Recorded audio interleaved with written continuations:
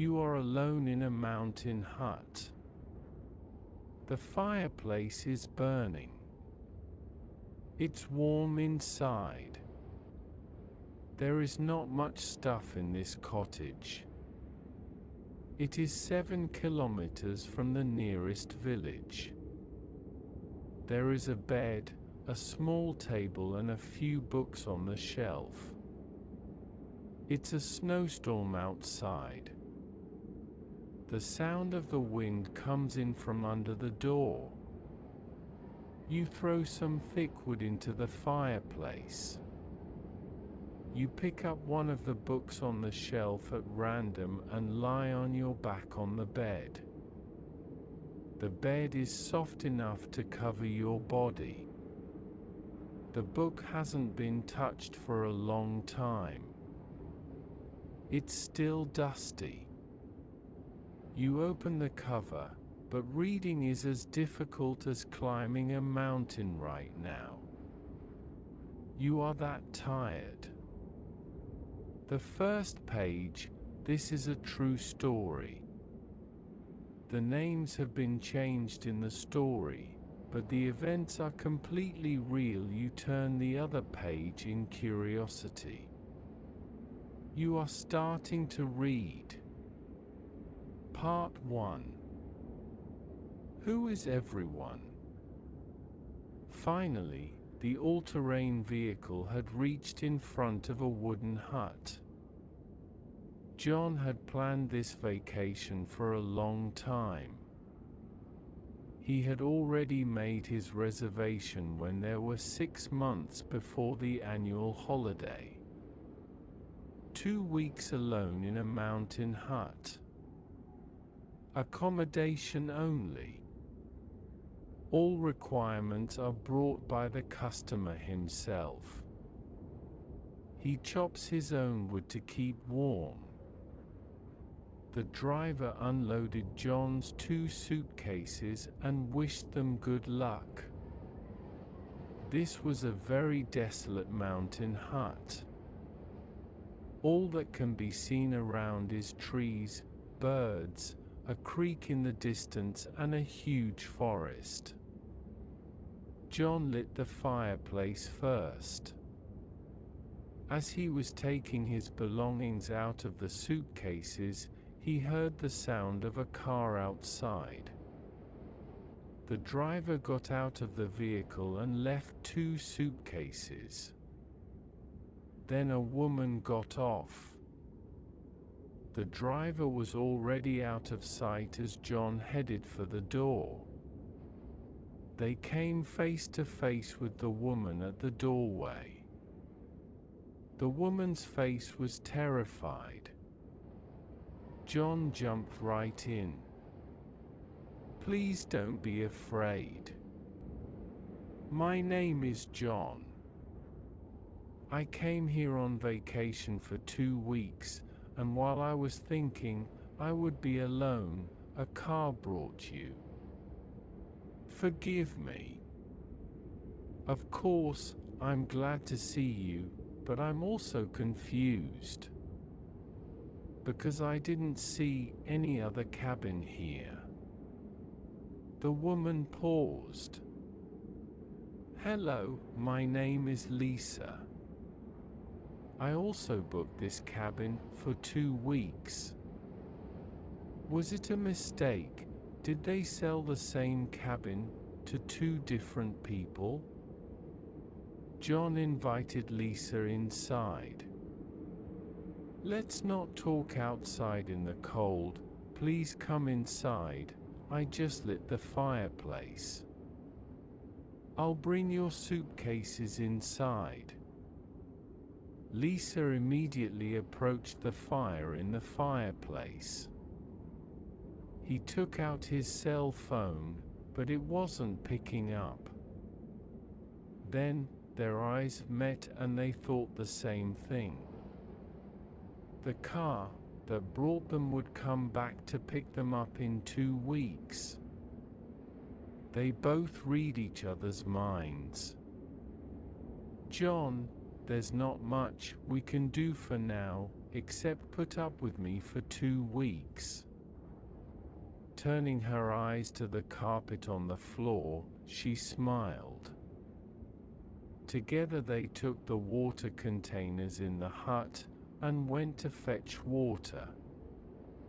After half an hour, on their return, they met 2 guests in the cabin.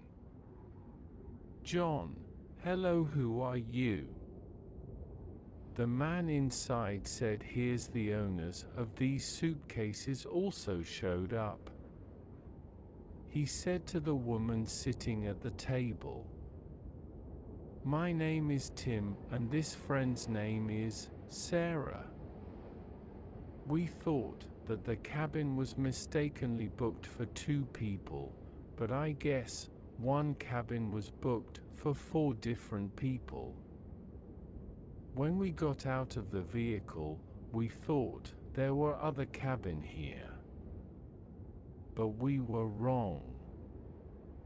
All 4 people looked at each other, not knowing what to do. First, cabin was too small for 4 people who didn't know each other at all. But the real problem was that all 4 of them had planned a solo 2-week vacation. What would they do now?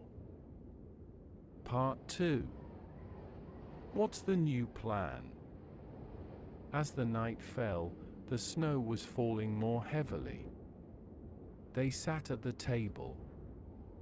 "John, we need to make a plan," he said. The others nodded sadly. "John, we have 2 weeks until the car arrives." "I know. Everyone wants to be alone, but that's impossible right now. We have to accept this and look ahead," he said. "Jim, what can we do in this tiny cabin with 4 people?" "We don't know each other, Sarah. We can start by getting to know each other." The 4 talked all night long. The only common point they found among themselves was that they had all made reservations from the same travel agency. They had all reserved this cabin. They had all wanted a lonely vacation. But as a result, these 4 people were stuck in a cabin. Lisa thought, how can 4 different people make reservations? What a mistake. And what a nightmare. But she didn't say these to the others. Outside, the weather had gone crazy. A tremendous snowstorm had already started. Inside, the fireplace was burning fiercely. By the time they realized the situation, the snow had reached 1 m. Now there were no bird sounds outside, but the howling of wolves. Jim looked at the rifle hanging on the wall of the cabin when he heard the howling of the wolves. He said to himself, "I hope we don't need this rifle." When night came, the whole team dozed off with the warmth of the fireplace. The girls took the bed. It was a bit small for 2 girls, but they shared it. The boys got into their sleeping bags on the floor. None of them could sleep. There were so many strangers in the room. Lisa lay in bed and turned her eyes to the cabin window. For a moment, she thought she saw a flashing red light. She quickly jumped out of bed and ran to the door. The others didn't understand what Lisa was doing. When Lisa went outside, she realized even more the snow hell outside. She looked for the red light she saw. But she couldn't see the light again. Sarah called Lisa from inside, "Close the door and come in, Lisa." The cold filled inside. Lisa returned inside. She didn't tell the others about the red light she saw. She believed she was wrong. Maybe she hadn't seen any light at all. It was an illusion. She went back to bed. She lay down next to Sarah. Now there was only the light of the burning fireplace in the cabin. They slept. They slept and slept. Jim was the first to wake up on day 2. But he didn't want to get out of his sleeping bag. The fireplace had gone out and the cabin had cooled down. Also, although it was morning, it was a dark day. The wind was blowing outside. With morning, the wolves had also stopped. But the birds weren't singing either. It was a dark day. Jim called out to the others, "Hey sleepyheads. It's 8:40. Doesn't anyone want to get out of bed?" The others woke up with Jim's voice. They took out food for breakfast from their suitcases. John lit the fireplace again. As it warmed up inside, they all had breakfast together. After waking up, none of them had gone outside. The sound of the wind didn't invite them outside either. After breakfast, the team decided to go outside. They had to collect wood, because they had consumed a lot of wood last night. John and Jim took the axes on the right and left of the rifle on the wall. Jim opened the door. The snow had fallen up to the keyhole of the door. Lisa and Sarah took the shovels from inside. The girls cleared the way. The boys moved on. They cut a few dead and dry trees, tied them with ropes and carried them to the cabin. The men split the trees into small pieces and carried them inside. The girls opened the snow-covered road to the creek with shovels. The men carried water. The weather was getting dark early. There was not much daylight. They realized that darkness completely engulfed. And these 4 people, they were trapped in the cabin again. They were all very tired. Even walking in the snow without doing anything was very tiring. They left some of their food outside so that it wouldn't spoil from the heat. They each retreated to their own corner as sleep flowed from their eyes. They would get up early tomorrow to take advantage of more daylight. Some were asleep, some were not yet asleep. There was a noise outside. Part 3. Red light. Everyone had jumped out of their beds. There was a great fear in their eyes. It was around 2 a.m. What was this noise? Jim headed for the rifle on the wall. John took the axe. And they went outside. They couldn't see anything. The only thing they saw was that the food they left outside had disappeared. John asked Jim, "Should we tell the girls?" Jim said with a sad look, "Yes, we have to." The team had lost all the food they left outside. Maybe a wolf, maybe a bear, maybe another animal. It had taken the sack of food and run away. As a result, 2 weeks' worth of food had disappeared. And this had put them in a more difficult situation. Now they had no food either. John and Jim were devastated in front of the door. The lack of food could turn into a very big problem. They could even die. Until the car came to pick them up. Jim and John returned to the cabin. Both of them were looking at the ground. Sarah asked, "What happened outside? What was that noise?" John answered reluctantly, An animal must have taken the sack of food and run away, I guess. Unfortunately, we couldn't see anything. The only thing we know is that the sack of food that was left outside is gone. The team froze.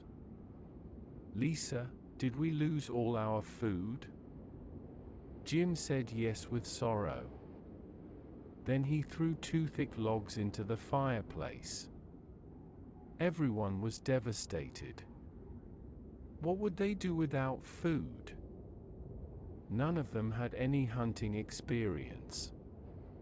Even if they hunted, what would they hunt? A rabbit? How long would a rabbit last for 4 people? Would they have to hunt every day?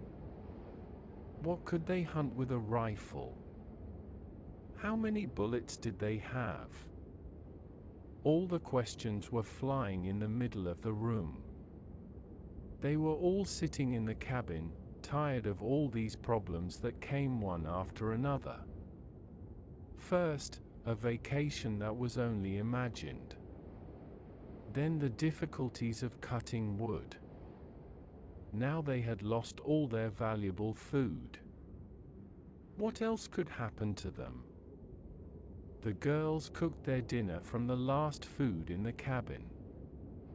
With each bite, they were thinking about what they would eat tomorrow. They ate their dinner in a very quiet atmosphere. No one was talking. There was only the scream of the burning wood in the fireplace. John said, "We can't stay here, guys. We have to reach the nearest village.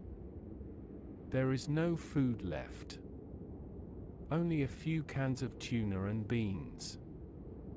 With these meals, even if we are full tomorrow, we will be hungry the next day. We have to hit the road immediately, guys." When John said these things, Lisa was in front of the window. She had seen a red light outside again. She wasn't sure. The snow was very heavy. A faint light seemed to flash. This time, she decided to tell them. She started to speak. "I saw a red light last night. And I ran to the door. I saw the same light again tonight. It's not visible now. What do you think this could be?" She said. "Sarah, maybe it's an antenna light. I think I've come across such things before." Jim joined the conversation, but antenna lights flash constantly. "They don't disappear," he said. Sarah said, "Take the most important things with you. Make a good decision about what you will take. Because they all have to fit in a small backpack." Jim said, "There is a rescue flare in the cabin, we should use it." John said, "We have to save the rescue flare for later. We should use the rescue flare when we get closer to the settlements." Lisa preferred not to say anything. But she wasn't sure about hitting the road. John and Sarah had already decided to hit the road. The 4 of them set off at the first light of the morning. The snow was blinding. There was a windstorm. After advancing 300 meters in 30 minutes, they decided to return to the cabin. John was the last one to close the door and enter the cabin. They were all shivering from the cold. Jim quickly lit the fireplace. They hugged each other to warm up until the cabin heated up. The weather was so bad that they had only been able to travel 300 meters. It was impossible to walk in this snowstorm. The girls went to bed. The boys got into their sleeping bags. They didn't blame each other for this failed plan. No one was talking.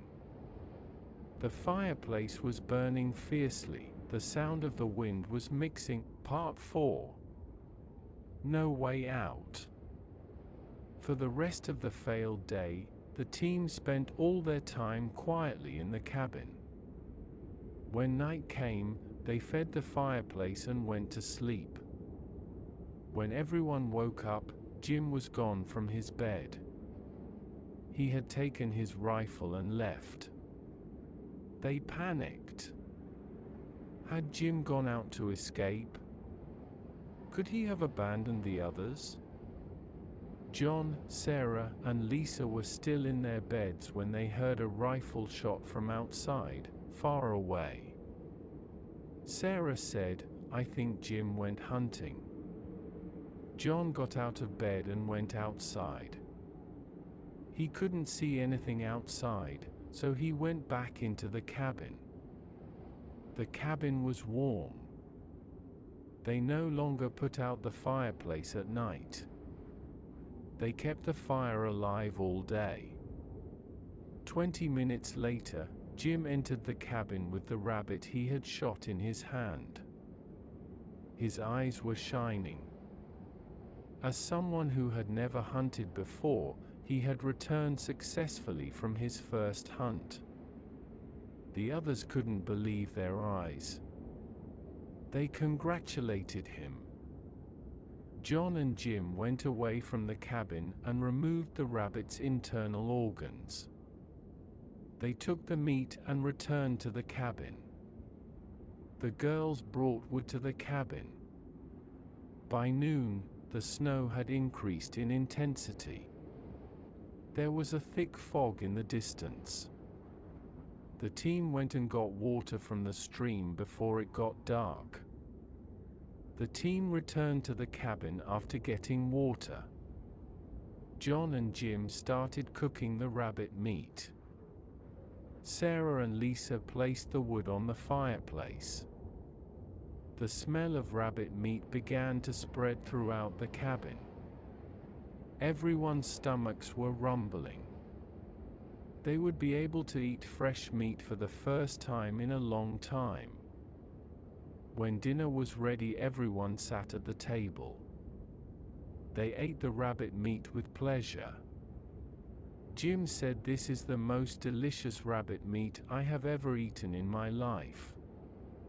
The others agreed with him. After dinner, everyone rested a bit.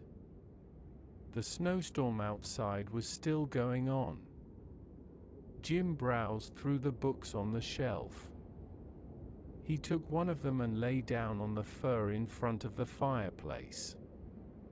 The book was about trap techniques. It explained how to make which trap for which animal with very little requirement, with pictures and explanations. Jim read the book eagerly, impatient to try what he read. With the rabbit he shot today, he felt more confident about hunting. Jim showed the book to the others after he finished it.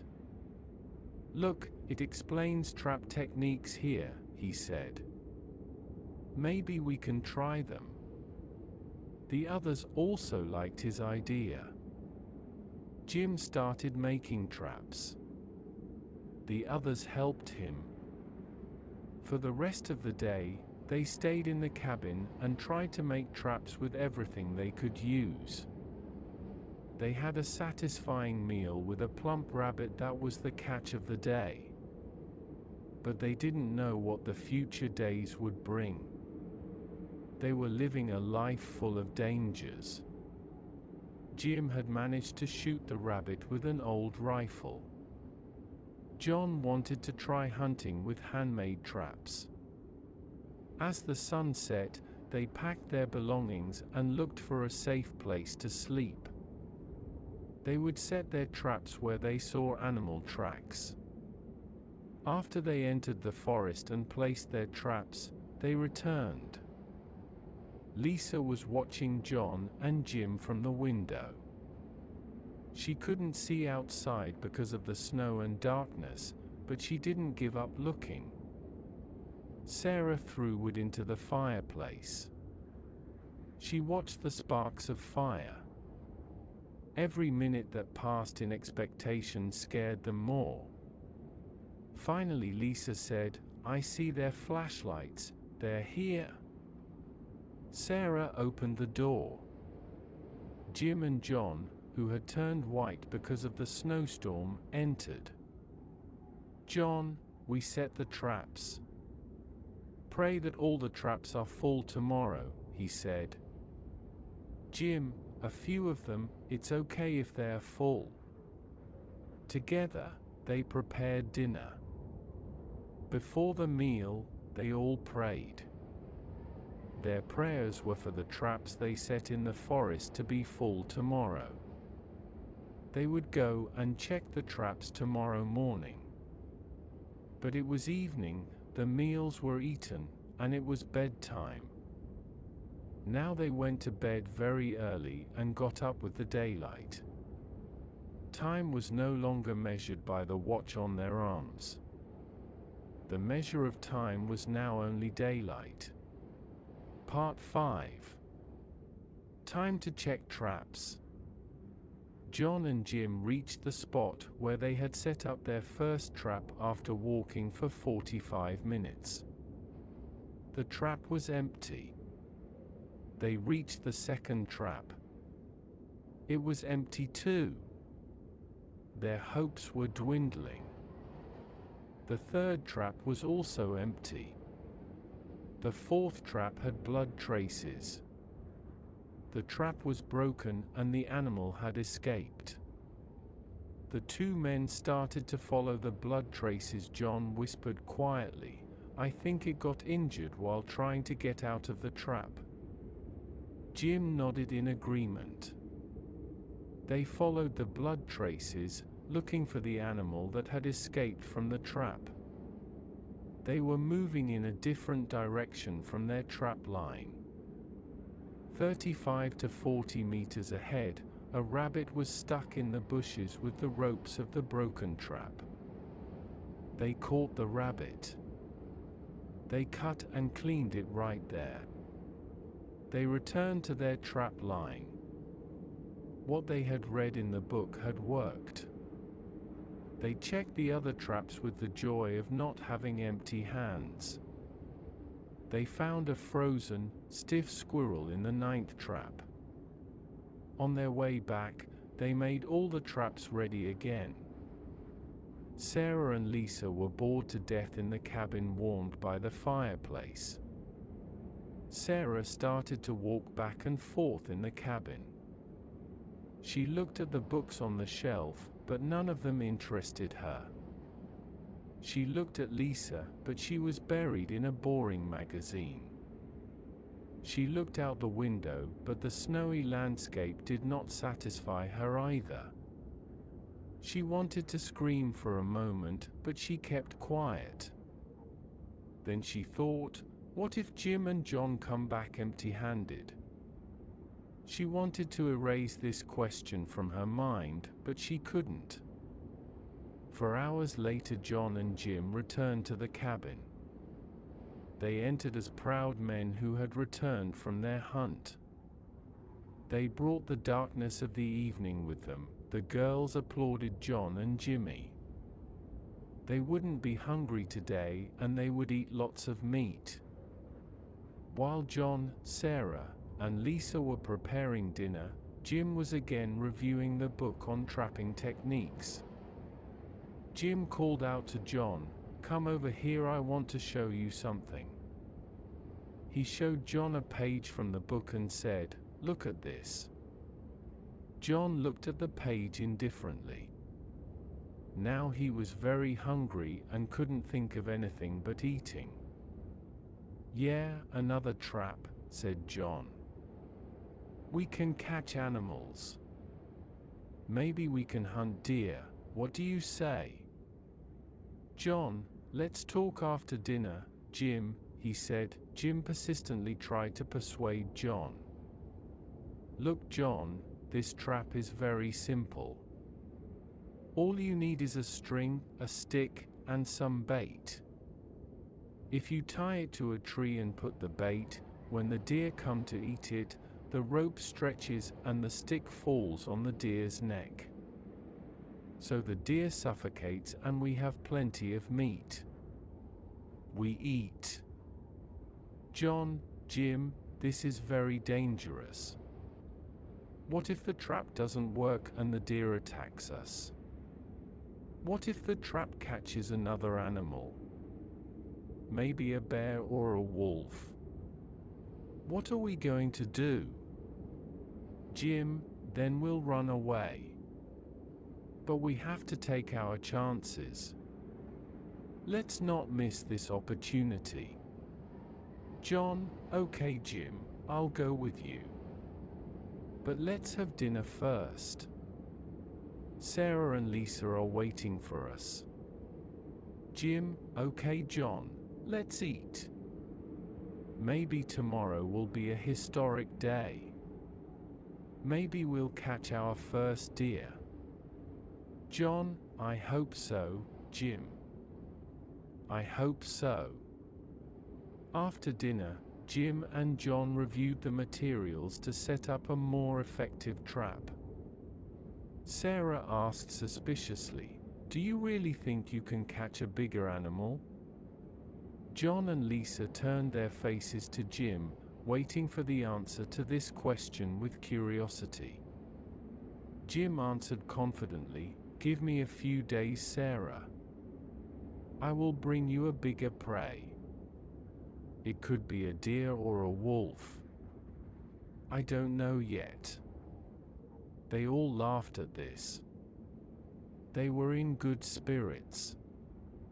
Their stomachs were full, the cabin was warm, the traps were ready, and now they were after a bigger prey.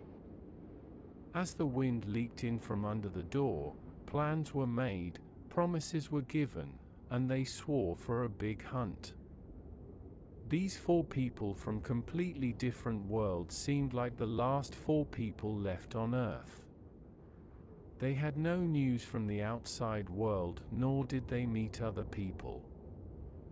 This cabin and forest had become their home and work for days.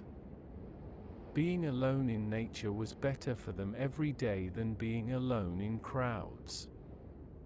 Everyone went to bed without knowing what tomorrow